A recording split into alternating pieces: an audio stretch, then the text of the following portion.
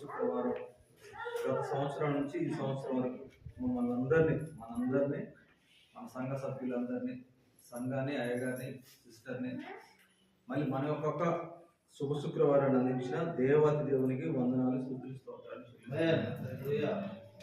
మనం బ్రతుకున్నామంటే ప్రభు వల్లనే తప్ప మనం దేని వల్ల బ్రతకలేము. అనేక మంది అన్యులు కానీ క్రైస్తవులు కానీ ఈ క్షణాన మనం దేవుడు సజీవ లెక్కలు ఉంచాడంటే ఆయన ఉచిత కృప వల్లనే మనం ఈ రోజున బ్రతుకున్నాం. ఈ శుభ శుక్రవారం చేసుకోవడానికి మనం ఈ క్షణం మన సంఘంలో నిలిచి ఉన్నాం. దానికోసం దేవాతి దేవునికి మరి ఒకసారి స్తుతులు, స్తోత్రాలు చెల్లిస్తున్నాము. హల్లెలూయా, హల్లెలూయా.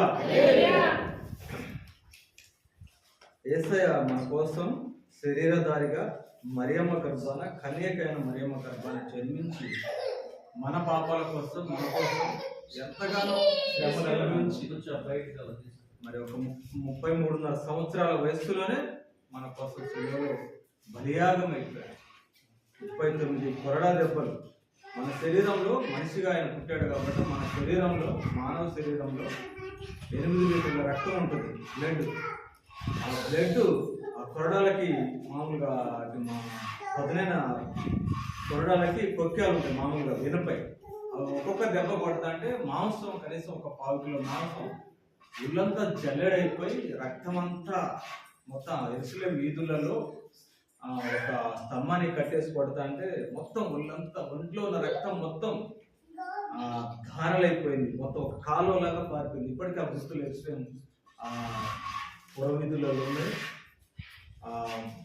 తలకి ముళ్ళ కిరీటం పెట్టి మరి ఆయన పెట్టి గుచ్చుతుంటే ఒక్కొక్క ముళ్ళు 3 అంగుళాల పైన ఉంటుంది, తుమ్మ ముళ్ళు లాంటి ఆ ఏరియాలో ఉన్నాయి. ఆ ముళ్ళు గుచ్చుకుంటే మనకు తేలు కుడితే ఎంత ప్రమాదం, ఎంత నొప్పి ఉంటుందో అంతకంటే నొప్పి ఉంటుంది అంత తలకి. నేను ఆల్రెడీ రెఫరెన్స్ నేను చూపించాను.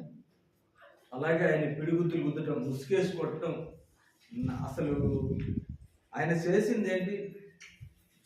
జనాన్ని అక్కడున్న ఇజ్రాయెల్ దేశంలో మారు మనసు లేని పాపంలో పడిపోయిన జనాల్ని మారు మనసు కోసం మరి ఆయన రక్షణలోకి తీసుకురావడానికి ఎన్నో శ్రమలు పడి వారికి సువార్త ప్రకటిస్తూ వారిని రక్షణ మార్గంలోకి బాప్తిసం ఇప్పించి పడిపోతున్న వారిని లేపడానికి ఆయన చేసిన ఒక మంచికి అక్కడ రోమ సైన్యం ఉంది, రోమ ప్రభుత్వం ఉంది. రోమ ప్రభుత్వంతో పాటు పరిసయ్యులు, సుంకరులు, శాస్త్రులు, ఈయన ధర్మశాస్త్రానికి విరుద్ధంగా మరి సేవ చేస్తున్నాడని. మన ధర్మశాస్త్రం అంటే అక్కడ బ్రదర్ చెప్పినట్టు ఏదైనా చిన్న తప్పు చేస్తే, వ్యభిచారం చేసినా, ఇంకేదైనా పాపం చేసినా రాళ్లతో కొట్టి అక్కడికక్కడ చంపేయటమే.